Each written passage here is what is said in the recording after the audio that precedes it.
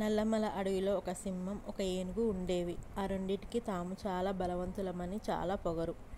ఓ రోజు ఆ అడవికి రాజు ఎవరు అనే విషయంలో వాటికి గొడవ వచ్చింది. నేను రాజునంటూ గొడవకు దిగాయి. ఆ సింహం, ఏనుగు గొడవ పడుతుంటే అడవి నాశనం అయిపోతుందని మిగతా జంతువులన్నీ భయపడ్డాయి.